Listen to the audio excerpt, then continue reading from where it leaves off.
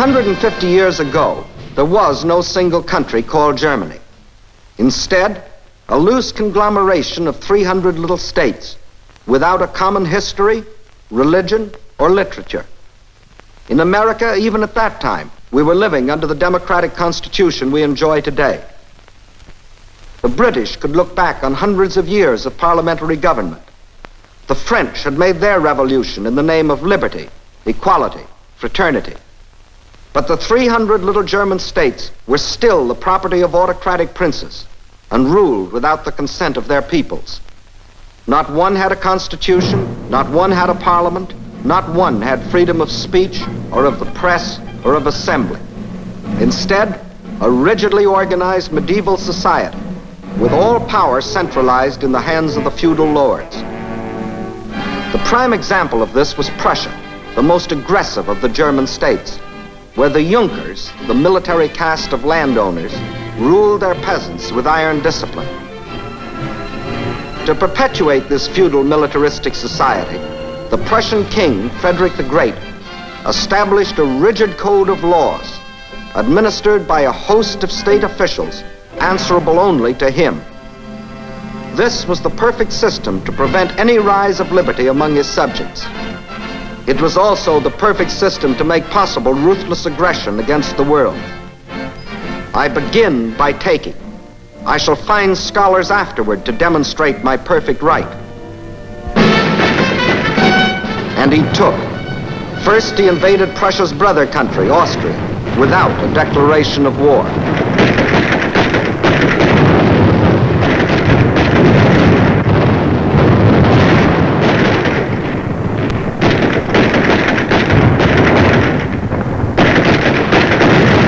Result, victory.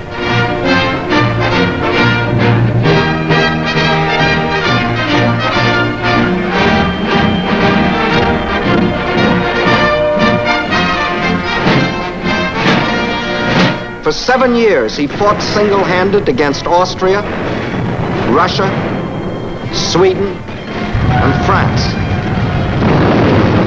thus creating throughout the other German states the myth that Prussian arms were invincible.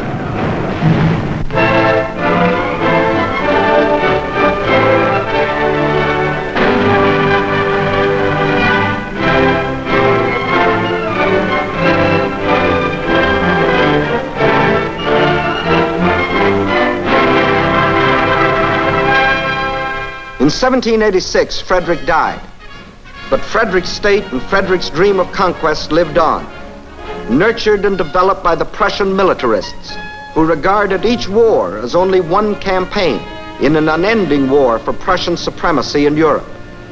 To this end, Scharnhorst, the organizer, and Gneisenau, the strategist, established the Prussian General Staff. Von Clausewitz, the theorist, set down their gospel in his famous book, Vom Kriege, on war. Just as Prussia has been fated to be the core of Germany, so Germany will be the core of the future German Empire of the West. Clausewitz's book became the Bible of the Prussian militarists. Conquered people shall be left with nothing but their eyes to weep with. But even as the militarists were plotting, a wave of liberalism swept over Europe. Its eddies reached even Prussia, and ordinary men began to think for themselves and to demand what had long been accepted in America, England, and France, a constitution. The King of Prussia answered, "Never must a scrap of paper come between me and my subjects." A constitution, a scrap of paper. Some citizens determined on liberty went to the barricades. The machinery of the Prussian state went into action. The revolt died. The will to liberty was not strong enough within the people to defy the voice of authority. One result of which, men with a love of liberty began to leave Prussia and the other German states. In the next 30 years, 2 million of them came to find freedom in the United States alone, while their cousins, remaining behind, were molded into ruthless automatons, ready to follow blindly the will of a leader. And that leader arose. Otto von Bismarck, appointed Prime Minister of Prussia in 1862. a clever man, a shrewd man, but devoted to the Prussian dream of conquest and a master of the Prussian method of achieving it. The great questions of the day will not be decided by resolutions of majorities, but by blood and iron, and to go with it, ruthless discipline at home. As soon as anybody can show me that it is sound policy, I shall be equally satisfied to see our troops fire at the French, the Russians, the English, or the Austrians. 2 years after Bismarck became prime minister, he provoked a war against Denmark.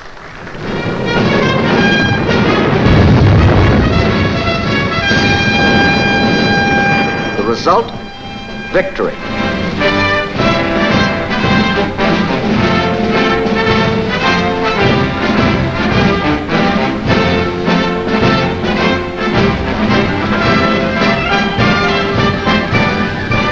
Two years later, against Austria.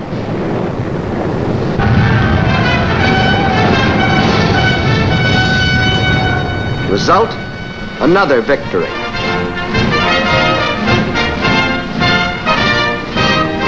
And 4 years later, the great test against France. An amazed world stood by as Prussia, until then a minor power, dared to challenge the strongest nation in Europe. Result, another victory.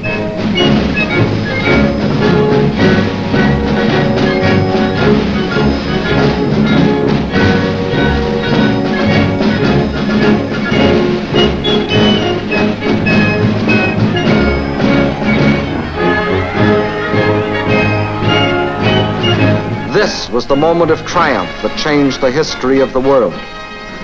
The Prussian dream of conquest was no longer a dream. The German princes saw the Prussian eagle soaring triumphant in the European sky. Now they clambered on the bandwagon and united under Prussian leadership to form the German Empire. And in the Hall of Mirrors in Versailles, heart of defeated France, Bismarck saw his Prussian king crowned German emperor, absolute monarch of a new empire, founded on blood, iron, and conquest. Its symbol, Victoria, emblem of victory. Not the Liberty Bell, not the Magna Carta, not Liberté, Égalité, Fraternité, not any symbol of freedom, but Victoria, the symbol of conquest. Thus, Prussia had created Germany, and the myth of Prussian superiority had become the myth of the master race. And if the Carl Schmitt of that generation had any worries about the liberties that had been denied him, they were now forgotten. In this moment of triumph, just to be a German was enough. In the newly created Reich, industry flourished as never before. The merchant fleet grew larger every day. German harbors were jammed with commerce, and German stomachs filled with beer and sausage. Germany had achieved unity, become rich. No other country threatened her. The world hoped for a peaceful, good neighbor. But the world had forgotten the Prussian tradition that Germany had inherited. A tradition not of peace and friendship, but of war and conquest.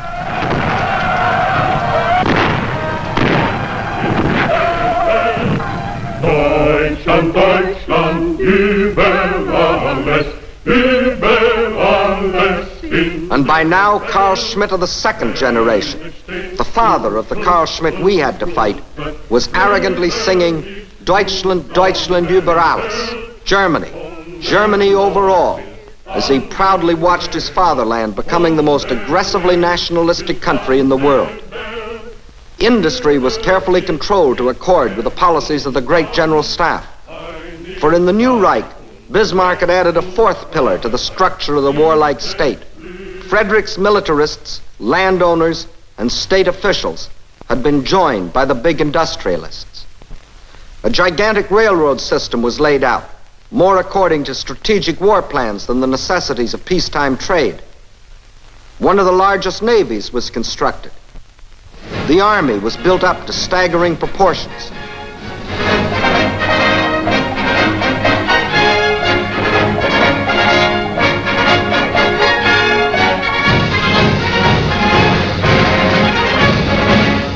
the German officer was the idol of the nation, the personification of German ambition. In German colleges, the sport of German youth was not football, but the deadly duel. The scar was the badge of honor. The more scars, the handsomer. Did they not prove the man's prowess in arms? And contentedly watching all stood the great general staff, still directed by the Prussian Junkers, secure in the knowledge that their power and authority was indisputable. Germany was geared for war. All it needed was a new leader to give the word. And again, that leader was at hand. William II of Hohenzollern, the Kaiser that your father knew. Not a shrewd, clever cynic like Bismarck, but a vain and arrogant braggart, yet a leader in the German tradition. We Germans like to bear arms, and we like the game of war. I shall enlarge your borders. And what did Carl Schmitt's father say to all this? A German spark has always ignited the fire. Soon everything will be aflame. Through one international crisis after the other, the Kaiser rattled his sword, loudly demanding Germany's place in the sun. In vain, the other powers proposed an international agreement for general disarmament. But disarmament didn't suit the plans of the German militarists, landowners, state officials, or industrialists. They wanted their own way, and their own way meant war. War, therefore, was inevitable. It only needed an incident.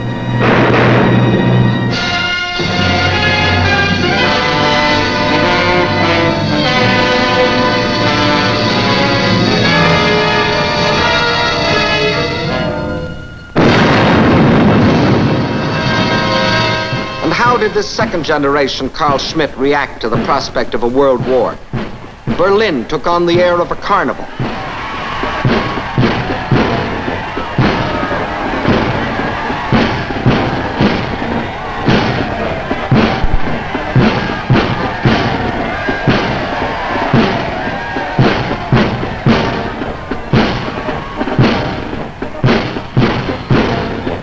Blindly, joyfully, the people cheered the Kaiser, eager to follow a leader on the renewed march to conquest. Thus, in August of 1914, Carl Schmitt of the second generation, indoctrinated with 150 years of Prussian tradition, marched off to set the world aflame.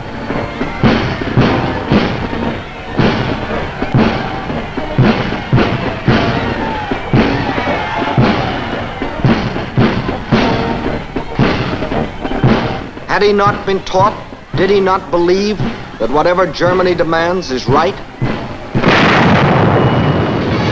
Even when he marched through Belgium, dismissing a solemn neutrality pact as a scrap of paper. Even when German scientists developed poison gases in violation of international agreements which Germany had solemnly signed. Even when, in violation of all the agreed codes of war, German U-boats deliberately sent to the bottom unarmed merchant ships without warning. Thus, what his father had done to France, to Denmark, to Austria, this second generation Carl Schmitt attempted to do to the world. Our own President Wilson said, "I was, for a little while, unable to believe that such things would in fact be done by any government that had subscribed to the human practices of civilized nations."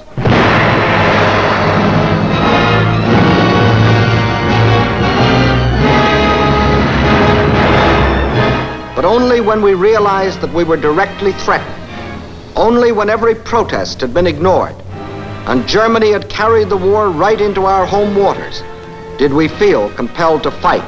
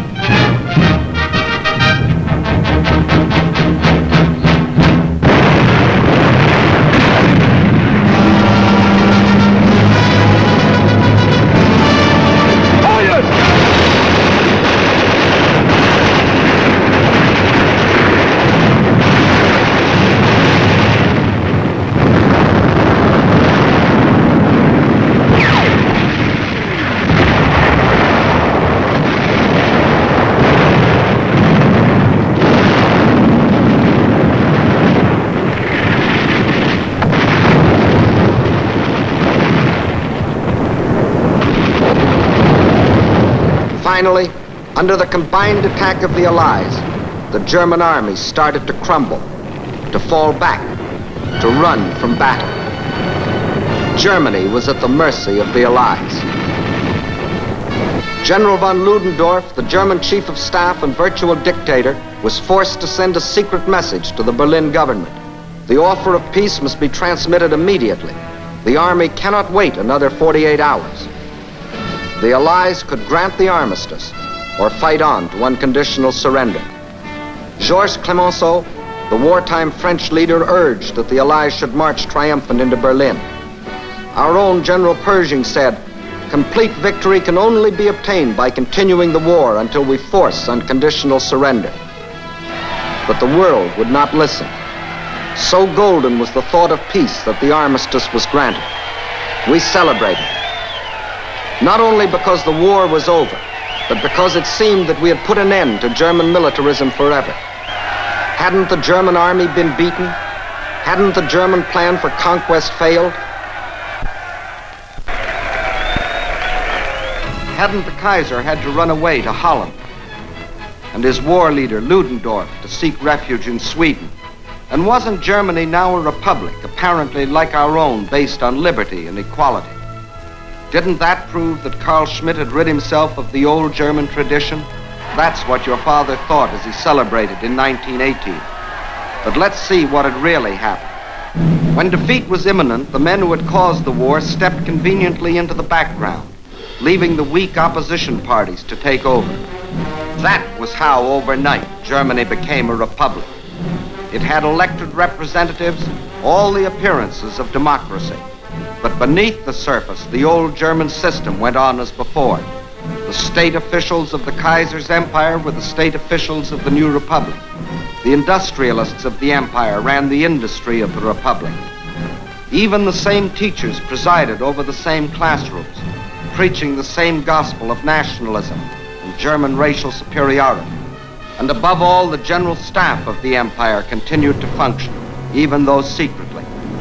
The old Germany still lived, and Carl Schmitt, too, had never really changed.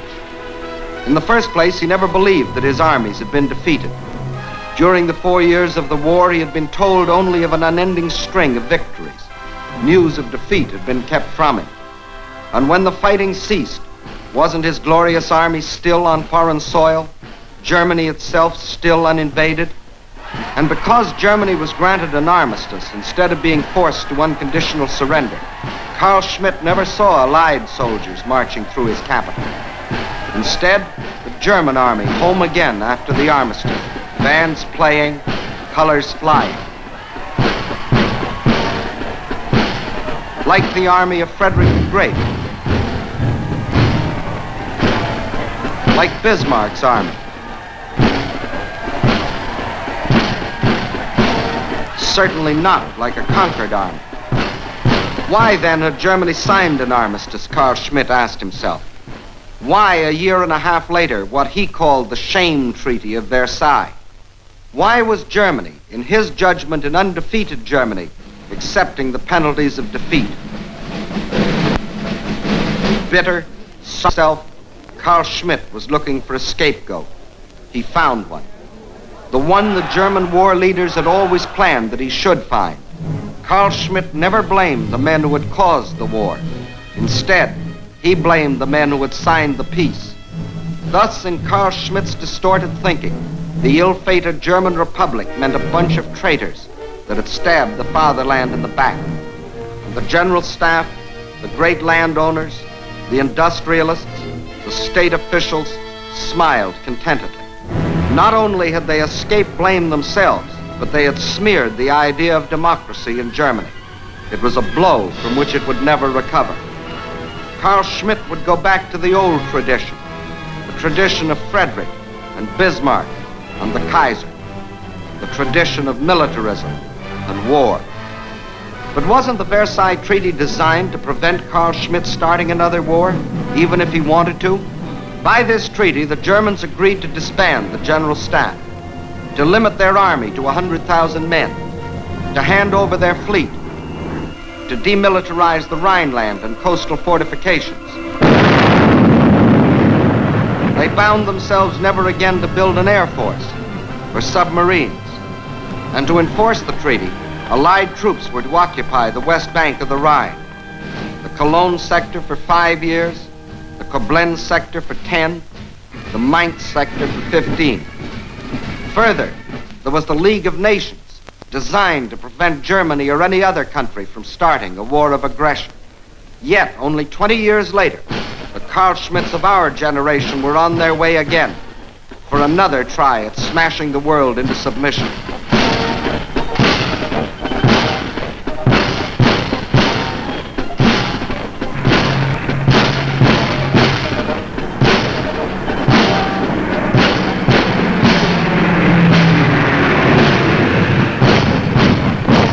How was Carl Schmitt able to rearm so quickly? Like every other country after the last war, Germany faced hard times. But in Germany, careful manipulation made its results much worse for the millions of Carl Schmitts. Inflation made clever financiers rich and canceled the huge debts of the big landowners. It broke Carl Schmitt.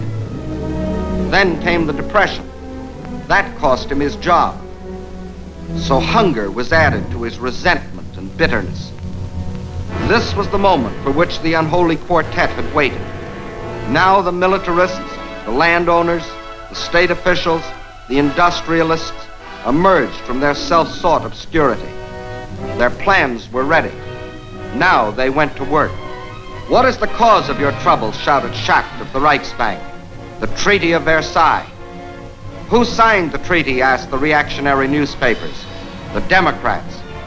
"And why are you starving?" said Krupp, the munitions king. "To pay for reparations." "Who started the war?" said the Crown Prince. "The French." "Who lost the war?" asked Hindenburg. "The Democrats, the Communists, the traitors." And Carl Schmitt listened. He was hearing the story he wanted to hear. He was a victim of a vast conspiracy, he told himself. The world was against him. Once again, he was being taught to hate. Once again, he was thirsting for revenge. And revenge was possible because the world allowed him to tear up the Versailles Treaty, clause by clause. Instead of enforcing it, we Americans refused to sign it and withdrew our army of occupation after only 9 months. The British, even though Germany was consistently violating it, pulled out after 5 years. The French made one final attempt to enforce the treaty and marched into the Ruhr. But this made them so unpopular in a world drenched with heartbreaking German propaganda that they withdrew sullenly behind their Maginot Line. Now, let's see what would have happened had the treaty been enforced. Without a general staff, Germany could not have planned World War II. From a demilitarized Rhineland, she couldn't have attacked France or the Low Countries. Without an air force, she could not have blitzed Britain. With an army of 100,000, she could not have attacked the Soviet Union. Without submarines, she could not have threatened our own Atlantic lifeline. But the Treaty of Versailles was not enforced. And as for the League of Nations, we refused to join it, and other countries paid it little more than lip service. So once again, the Germans began to march. Not in the open at first, but on disguised drill fields, masquerading as patriotic veteran organizations, or as the so-called Technical Auxiliary Corps, ostensibly formed to help in case of strikes, or as Einwohnerwehr, vigilante groups claiming to protect the citizens against communism, or in school, simply under the name of calisthenics, but always under the supervision of army officers. The old German tradition was on its way back. But to the victorious Allies, the German leaders sang a different tune: peace, friendship, and a piteous cry for help. Germany's fate is the fate of the world. Germany's distress is the distress of the world. The prosperity of the individual nations is the prosperity of all. I hope one day to come over to America and visit your beautiful country myself. The German political and economical situation today is extremely difficult. This is the result not only of having lost the World War, but above all the outcome of the fact that Germany's former enemies are pressing here above endurance. And when the German leaders whined they were too poor to pay reparations, we believed them. Result, not only did they not pay 1 penny, but they received additional billions granted them in loans. It didn't occur to most of us that they would use this money to build up their industry for another war. We began to sympathize with Carl Schmitt. Why should he suffer because his father started a war? Maybe the Versailles Treaty wasn't fair. Maybe the French had been too tough. Or maybe it was the British. Or maybe Wilson wasn't very practical. Once again, we were determined to see only the pleasant side of the German character. This clean and tidy people. This musical people. This industrious people. This historic country. This beautiful country. But behind this peaceful facade, the Germans prepared again for aggression.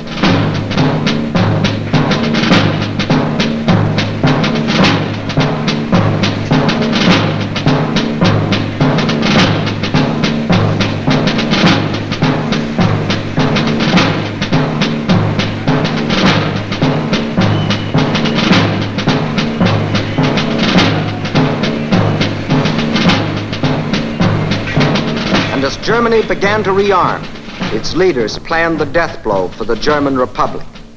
True, they had already taken it over for their purposes, installing the aged von Hindenburg as president. But it was still in structure a democracy, and that meant liberals and unions and free speech and a free opposition. And the German leaders knew, as Frederick and Bismarck and the Kaiser had known, that you can't start ruthless aggression abroad without ruthless discipline at home. Therefore, the time had come for the Republic to be eliminated. To achieve this, they needed a tool with which to appeal to the Germans' old passion for superiority and conquest. Not a feudal monarch this time like Frederick, nor an aristocratic landowner like Bismarck, nor an emperor like the Kaiser, but an ex-corporal of the German army, with a fanatic gleam in his eye and the power to arouse a mob. Preaching the same old doctrine as his predecessors, the old doctrine that had never failed to arouse the German people. Himself jobless, uneducated, cowardly, resentful, Hitler gathered around him misfits like himself. People obsessed with grievances, real or imaginary. People who weren't as prominent as they thought they should be. People with inferiority complexes, who wanted to shout with a crowd. People who wanted power but were too lazy to work for it. Sheep, anxious to be led. Dope addicts. Perverts. Bullies. Cranks. Unfortunately, those Germans who were liberally minded regarded Hitler as either a joke or a nuisance. But the German nationalists well knew his possibilities. They knew that he was capable of administering the death blow to the German Republic, of forging the German people into a single mold. Backed by the militarists who saw in him their chance to build a mighty war machine, backed by the monarchists who saw in him their chance to restore the Hohenzollerns to the throne, backed by big business who saw in him their chance at economic domination of the world, backed by thousands of ordinary Germans who saw in him their chance to strut as conquerors across the world. With the backing of all these groups, Hitler soared ahead, skillfully appealing to the German tradition, the old cry of the master race. The Nazis promised all things to all men. To the workers, they promised higher wages. To the employers, lower wages. To the tenants, they promised lower rents. To the landlords, higher rents. To the farmer, higher prices. To the consumer, lower prices. But most of all, they promised revenge on the world, that Germany would become its most powerful empire. Hitler to his audience, and by 1933, the Nazis received more votes than any other political party, and von Hindenburg installed Hitler as its leader, as German Chancellor. This was the death blow the nationalists had planned. From that moment, the German Republic was dead. 4 weeks later, the Nazis set fire to the Reichstag and screamed that the crime had been committed by the communists. Using this as an excuse, Hitler declared a state of emergency and assumed dictatorial powers. From this, it was only a step to the abolition of all political parties. In the new Reichstag, there was only one party, Hitler's party. In the new Reichstag, there was no debate. The deputies were stooges who applauded, got paid, went home. Trade unions were abolished. Instead, the German Labor Front, to discipline the workers and teach them what to think. Music, literature, all outlawed or destroyed, unless it supported what the German leaders were trying to sell. Scientists, physicians, their professions were banned to them unless they supported the Nazi ideology. Bismarck had added the industrialist as the fourth pillar of the warlike state. Hitler added a fifth, the professional gangsters, armed thugs to enforce his decrees. And as the German officer had been the ideal of the Kaiser's Germany, the stormtrooper became the idol of Hitler's. Persecution was on the march. Freedom of speech? Now that meant the concentration camp, torture, death. Freedom of religion? Riots and church burnings. Freedom of opinion? The executioner and his axe. Freedom of the press? The Gestapo took care of that. Now Carl Schmitt could be indoctrinated like his father and his grandfather before him. But this time, even more thoroughly, more efficiently, with all the resources of science and the modern state. The German press became a Nazi press. The German airwaves open only to Nazi voices. Nazi papers, Nazi books, Nazi pamphlets. These were all the people could read. Nazi speeches, Nazi dramas, Nazi music. These were all the people could hear. The art of Germany, the sculpture, the paintings, the drama, all regimented to serve one purpose, the indoctrination of Carl Schmitt. One voice only must be heard by Carl Schmitt. One voice from the cradle to the grave. The voice of Hitler. Hitler. Hitler. Scores of microphones and cameras were used to photograph Hitler and record his voice so that all of Germany and others throughout the world could receive his message of hate and hypocrisy. So Hitler was photographed from the front, from the back, from the right, from the left, from every angle. Hitler, Hitler, Hitler. Hitler sobbing, Hitler smiling, Hitler shouting, Hitler working his people into a frenzy.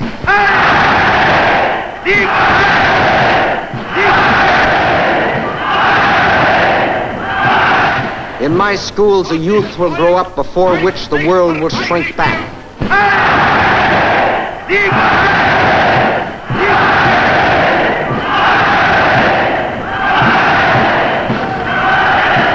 There must be no tenderness in youth. I want to see in their eyes the gleam of the beast of prey.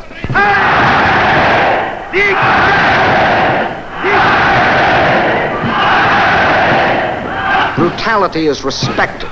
I shall spread terror.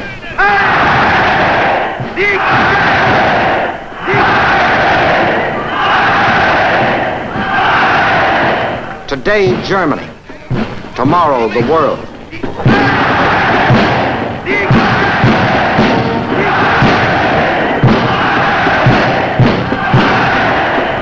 That's how Carl Schmitt got his soul. That's how the General Staff, the big industrialists, the state officials, the landowners, the gangster chieftains, put their plans into effect and prepared Carl Schmitt for his generation's attempt to smash the world into submission.